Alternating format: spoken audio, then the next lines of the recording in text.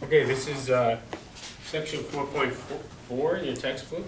We're on page 180. So we're talking about graphing this function. So there's nothing new today in the sense that we've already looked at in 4.3 the different meanings of A, H, and K. So just to quickly review that, we looked at, first of all, what K did. So K worked as a vertical translation of our graph. So our standard graph y equals x squared looks like this. As we know, it starts, the vertex is at 0, 0, and we have this curve. And we talked about a step pattern of 1, 3, 5. Okay, with over 1, up 1, over 1, up 3, over 1, up 5. Okay, that was our standard step pattern and our standard equation. What this value of k does is it doesn't change the step pattern, it actually just changes the vertical location of where this parabola is. So according to the sign of k, we're either going to move up or down k units. Okay, so what k dealt with is what we call a vertical translation. Okay, so if it was plus 3, the whole graph moves up 3 units. So we talked about that. The next thing we looked at was the value of a, which is the coefficient of the x squared term. So what a did, so we knew when a is positive, it opens up. And when a is negative, the parabola opens down.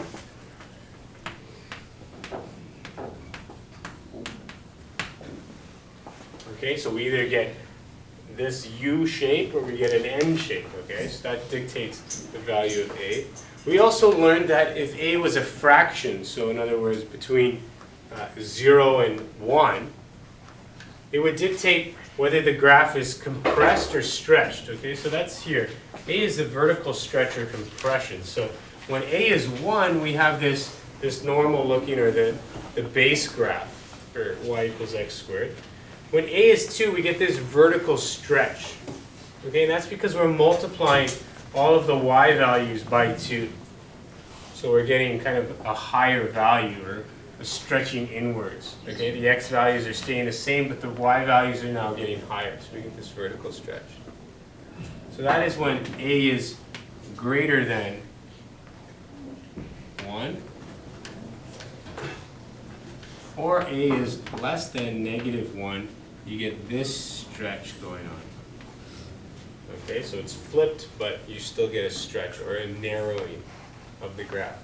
And finally, we looked at when a is a fraction or between 0 and 1, we get this compression. So you think of compression like this, you're taking the endpoints and you're pushing down on them, so you get this widening effect. Okay, and obviously as these fractions get further away from 1, or closer to 0, so this fraction gets lower and lower, the compression is going to be greater and greater. So if 1/2 looks like that, 1/4 might look like something like that. Okay, and that's a big exaggeration, but it gives you an idea of how much it's being stretched. Similarly, if 2 looks like this, 10 might look something like this narrow. Okay, and you can always determine where those points are by doing a table of values. Any questions there so far? Yeah, that's all review from 4.3. In 4.4, we're now just looking at all of these effects combined, so happening on the same graph. Okay? It does matter the order in which you make these changes to. The nice thing about it is it's just the way you would follow bedmass normally. Okay? So we're going to deal with what's in the brackets first. Then you're going to deal with the multiplication. Okay, and then finally you'll do the vertical translation. So the order is the same as bedmass you would typically use, but I want you to be aware of that because I don't want you to vertically translate before you deal with the horizontal translation or the vertical stretch or compression. Okay, so you're just going to follow bedmass working in the brackets first. So HK is the vertex. That's one thing that's great to know. If you have it in this format, this kind of setup for a quadratic equation is called vertex form. Okay, and it's called that for a reason because you can see quickly by looking right at it what the vertex is. The vertex is HK. So now be aware, one trick with this is if you have your equation look something like this,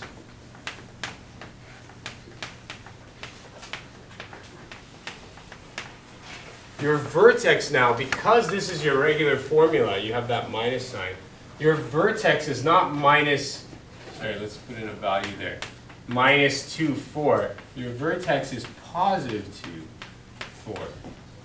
Okay?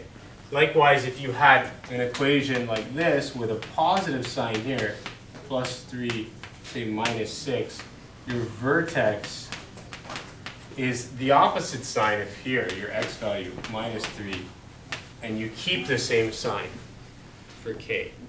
Okay, so that's the one tricky part, going from your formula to your graph, the value of x changes signs, okay? And that's all based on this original equation because you have minus 3 there. Yeah? Don't you have to distribute A though to see, so what happens if like A is like 2, so wouldn't The vertex, no, it doesn't change, it's the same. Okay, remember, A is adjusting the kind of stretch or compression of the graph, but it doesn't change the vertex. Do you see that? The vertex stays the same. So you wouldn't distribute it? No. If you distribute it, you go back to standard form, which tells you something different, right? It tells you the y-intercept. Other question? Okay, but good thought. This is vertex form for a reason. It shows you the vertex, okay? Just remember to switch the sign of the x value. Okay? A is positive, it opens up. We talked about that. And if it's negative, it opens down. Also, x equals h. This is your axis of symmetry. Remember we talked about axis of symmetry? It's what divides the graph into two equal sides. Okay, so if x equals h, h is your x value of the vertex. It's also the point which divides the graph into two sides that are symmetrical. All right? So in this particular example, our axis of symmetry, or AOS, would be x equals 2. In this particular example, our AOS, x equals negative 3. Okay? Any questions there? All right, moving on. Let's answer some of these questions. Let's see if it makes a little more sense. So we're going to look at example 1 on page 182.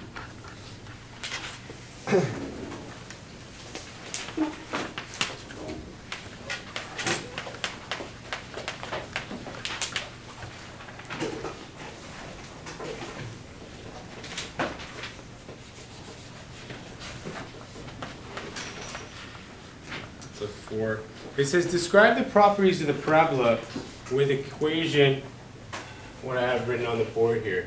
Who can tell me? When I'm talking about describing the properties of the parabola, I'm actually looking for the different coefficients.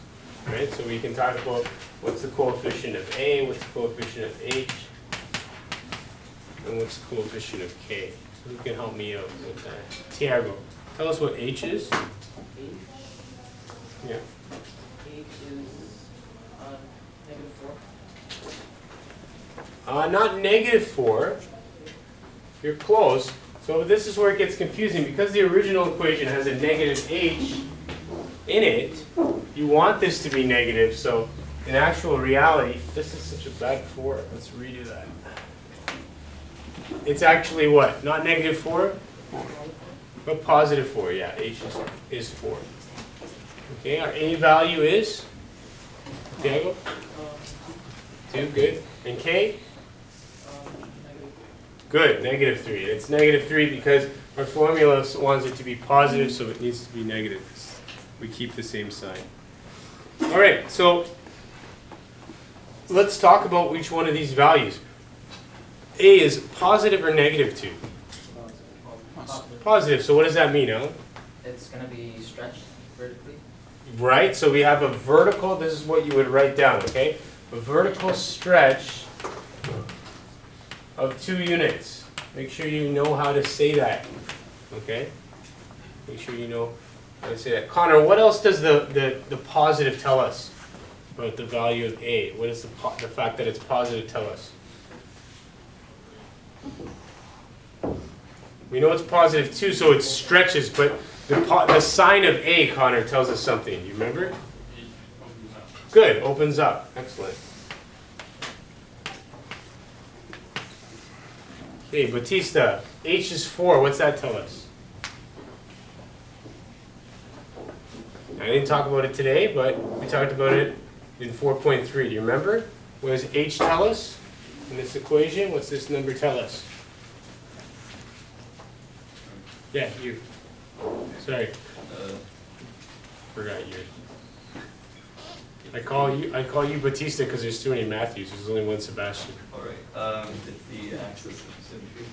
Good. It's axis of symmetry. Good. So AOS, x equals 4. What else does it tell us? Yeah, honey? That the graph's moving to the right. Good. Excellent. So the graph is moving 4 units to the right. So the way we say that, we don't say the graph is moving 4 units to the right. Please don't say that. It's not technically correct. It's a horizontal translation of 4 units to the right. Okay? Make sure your language is correct, okay? Because it's part of math is knowing the correct terminology. So that's pretty much all H tells us. K now, Stephen. It's a vertical translation, 3 units down. Good. Yes, perfect. So vertical.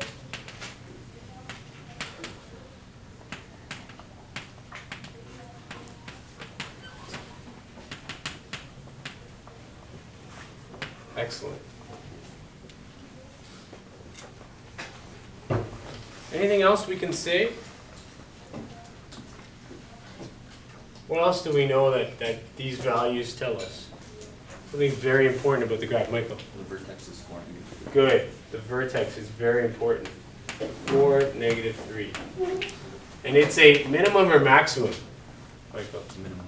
Good. Minimum point.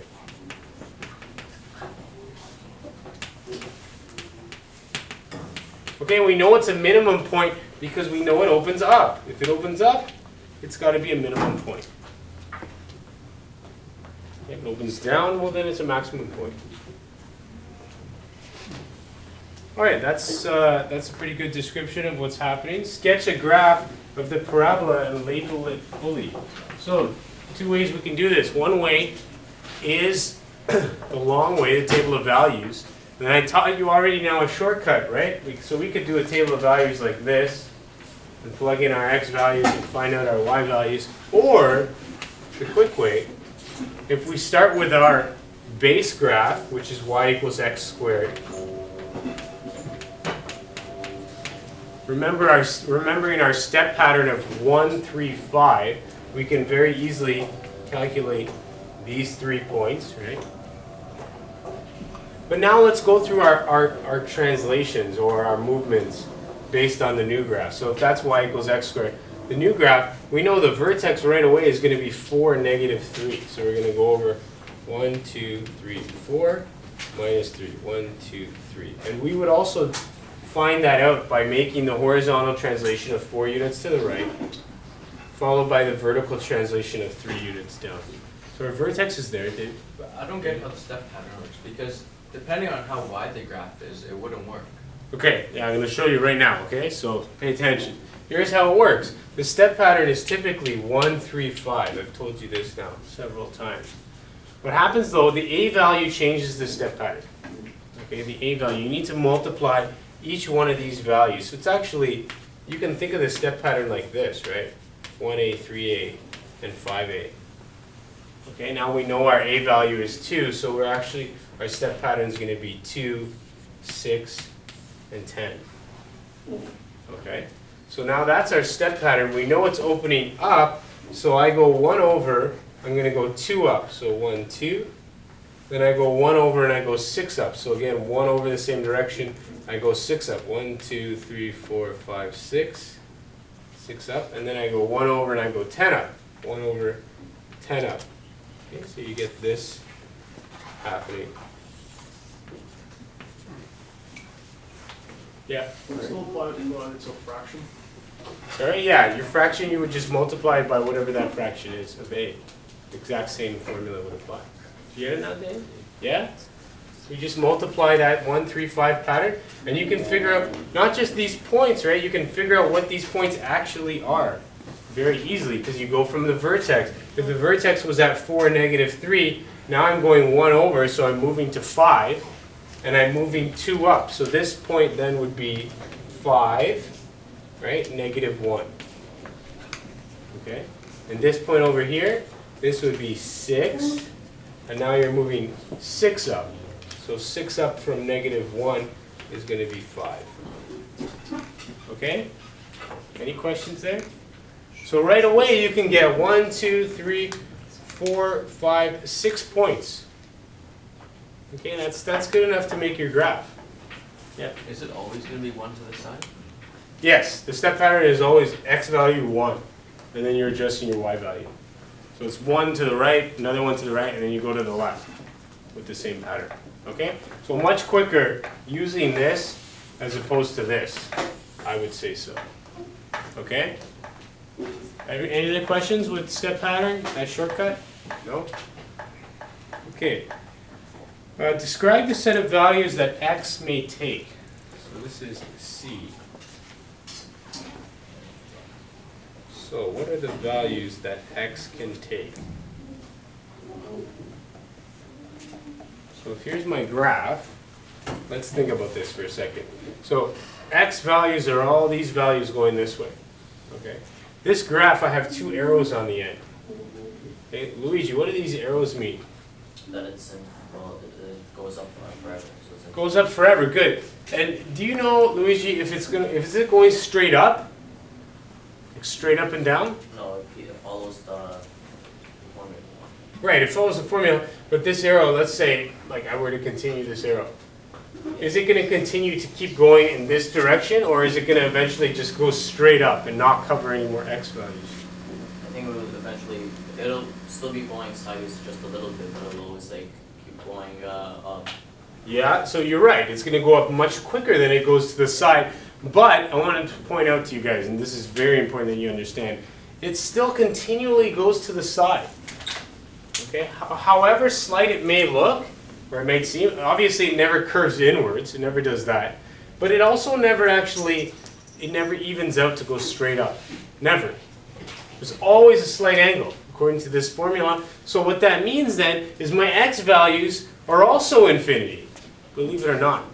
Because even though I'm going y to the infinity, I'm also going x to the infinity, because I'm always going a little bit out. Does that make sense? So this is curving up, but it's also covering all of these x values eventually. Okay? So then our x values then, our possible x values are basically from -infinity, x is greater than -infinity, and less than infinity. Right? Because I'm going both directions. There's no limits to my x values. Okay, and then we call this, we say this is just all real numbers. And this is going to become important later because we're going to learn what's called domain and range. We need to understand that, okay? So if we have any sort of graph going up, same would be true if it was going down like this. It would also be negative to positive infinity. Yeah? Is infinity really a number though? Because it's just, you can't really call it a number. Yeah, it's not a number. Infinity is not a number, but all numbers in between are. Okay, so it's all real numbers. Okay? Yeah? So what would be limit? The limit? Yeah. There is no limit. Like how would you find the limit? There is no limit. There's no limit. The limit is infinity. Okay? It's infinity. There's no limit. What's the number before infinity? Infinity minus 1. Oh. All right.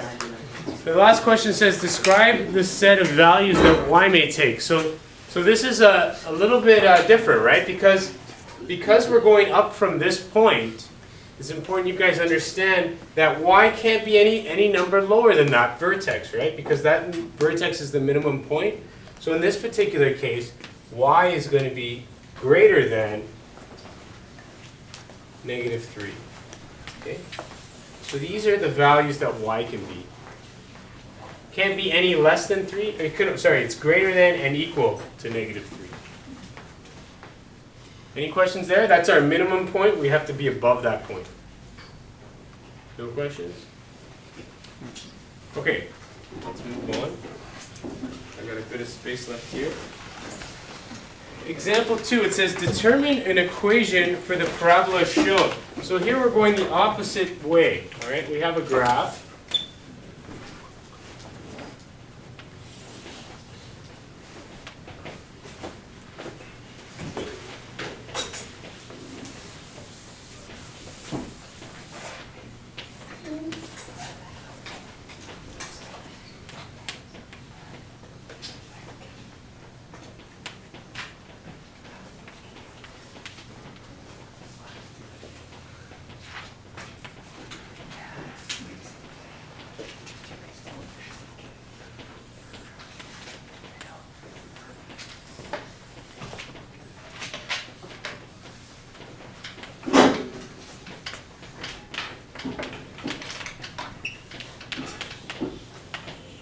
All right, we have a graph, and this is all the information we have on this graph.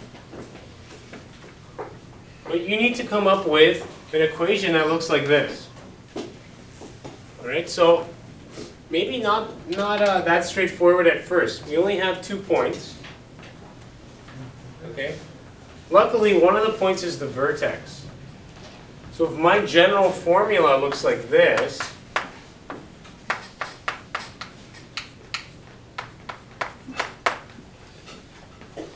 what can I fill in right away? Great. Plug in the vertex of H and K. Good. So my vertex then, so I know this equation is going to look like this. X minus 1, because that's my vertex, squared plus K, which is 5. So the only one I need to solve now for is A. I don't have A yet. So don't write this. Don't say there's the answer. There it is. Because you're assuming A is 1. We don't know that yet. One way would be to try and look at the step pattern if it crossed through. But there's actually an algebraic way to solve for A. Michael? You plug it up one on the line. Right, you plug in any point on this line. So there is the point we want to use, right? It's the other given value. So we plug that point in now, so we're going to plug in 2 for y. We leave A unknown. X, you're going to plug in 0. Okay, now we solve. So we have 2 is equal to A, working in the brackets, negative 1 squared is positive 1, plus 5. So 2 minus 5 is negative 3, is equal to A. Any questions there? So now we can plug that back into our formula and we get this.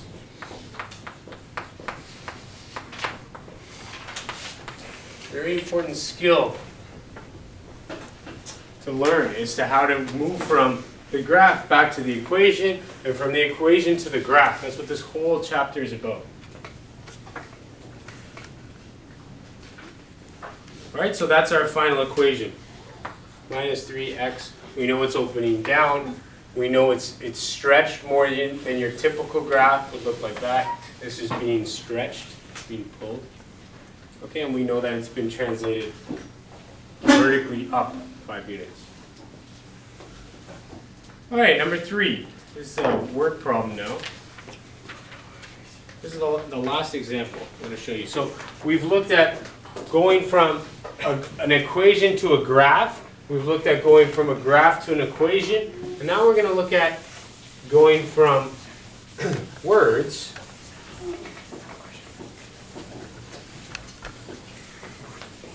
to a graph to an equation. So kind of all 3. We got to do a little bit of thinking, yeah? So Steven? couldn't you plug in the vertex for the equation instead of the other point? Let's try that. So the vertex, you'd say is 5 is y, is equal to A. 1 is x minus 1 squared plus 5. And you get an equality that's true, right? You end up with 5 is equal to 5. But because your coefficient of A is 0, you don't solve for A. Oh, okay. So you're right, the vertex lies on this equation, But unfortunately, you can't solve for A by doing that. Okay, that's why you need another point besides the vertex. Okay. All right?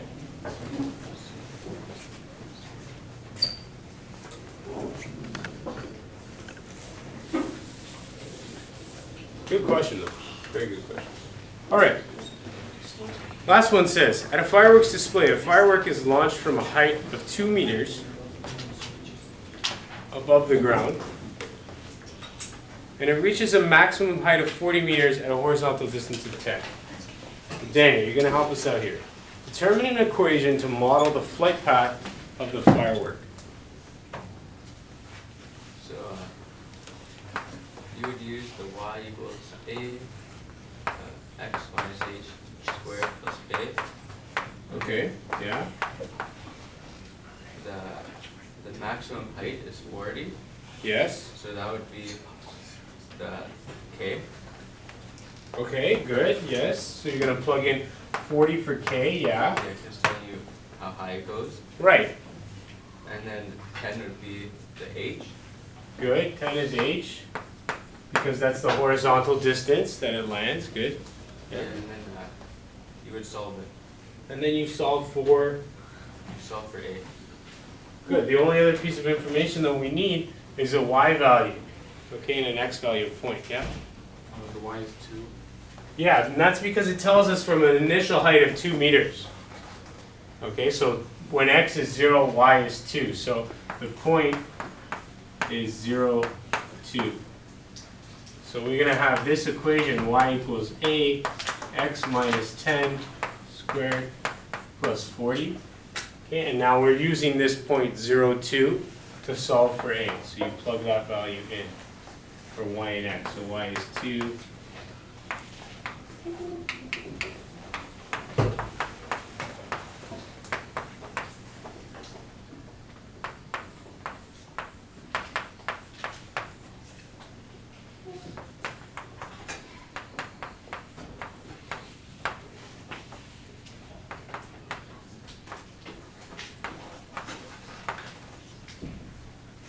Okay? And I just switched the sides there. I moved A over, flopped them. Okay, I could have written it like this. Some people might get confused by that. Okay? Any questions there? So now that I know A, I can sub that into our original equation to get my final equation.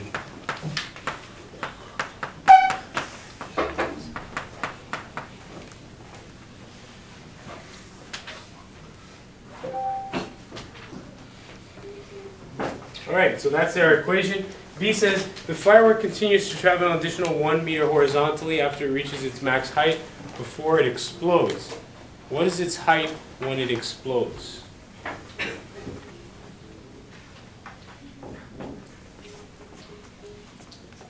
Okay, so if it continues 1 meter further, then our x value would be 11.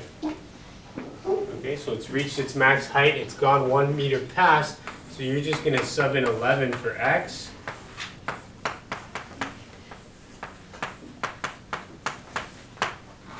And figure out that height.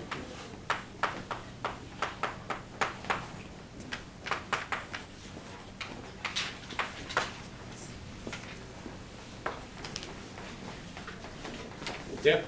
But if it just moved 1 meter horizontally, wouldn't that mean that the height 40 didn't change? 40, this is the formula where 40 is the maximum point. Okay, it's the vertex, right? 10, 40. But it's saying what happens after it's reached the vertex, it goes 1 meter more. What's that height? So if this is your, this is your x equals 10, right? Now it's saying what happens at x equals 11. So you just sub that into the equation where x is 11 and find out what the height becomes. Okay? And the last question says, at what other horizontal distance the firework is the same height? So now it's asking for this height. It says, what other horizontal distance? So x equals question mark when it's at the same height. And because it's a parabola, it's easy enough to do, Luigi. So, no, is there a minimum point on the? No. Because You it's, can't go down below 0, because that means that. that's right, yeah, unless it goes into a hole in the ground, yeah. In which case it could, right? Also, it could go at like infinite, both, even this one could go infinite. Not infinite, no, because eventually it hit the core of the Earth if the hole's not that deep. So I'm pretty sure it couldn't go past there. Actually, we're not sure what would happen if it went down to the core of the center of the Earth. If you plug in that height to y speed, wouldn't you just get 11 again? So how would you find the other one? Good question, John Lucas. So what John Lucas is asking is now we're going to plug in the height for y and solve for x. You'd actually get two values of x. Okay, one of them, good, one of them would be 11, but the other one would actually be 9. Okay, and the reason why is because we know it's a parabola, so it's symmetrical about the axis of symmetry, right, which we know is h, x equals 10. So the other side of this, then at what time it's going to be the same height, would be 9. Okay, and I can show you that if you want. We plug in for y, we plug in the height of 39.62 and solve, and what you'll have is you'll have a value where you'll have two alternatives. One will be, or two answers. One will be 9 and one will be 11. Okay, you want to see that? Yeah. Okay. Okay, so here's one way to do it is just looking at the graph and realizing that your other distance would be the same from the axis of symmetry. But if you did do it John Lucas way, so he's going to say, let's plug in the value for the height. And now solve for the x values. Okay, quite a bit more work, so the 40 is going to move over. So this is going to be negative 0.38.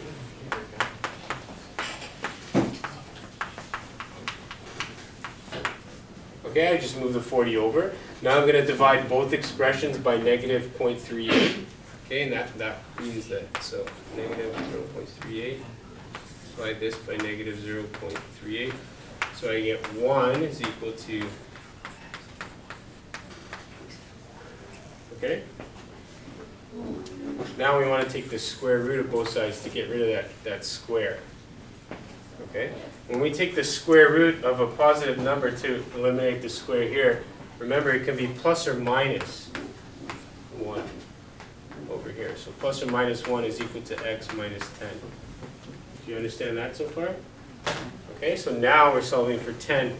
So x, I'm going to come up here.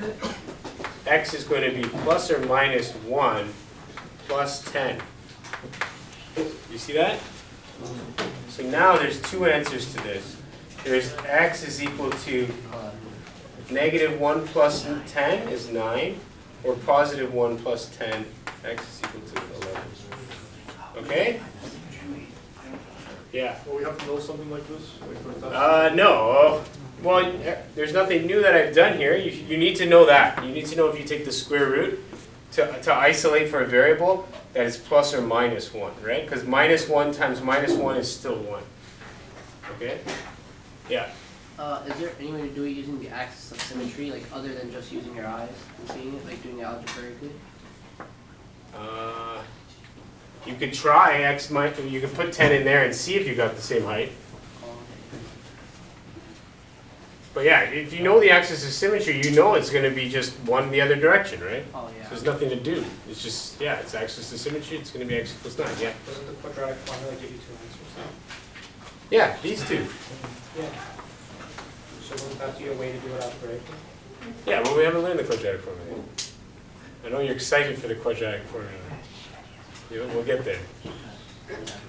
All right. Also, you don't use the quadratic formula to solve for, well, you'll get there, but you use the quadratic formula to solve for your x-intercepts. It only works when you set the y value to 0.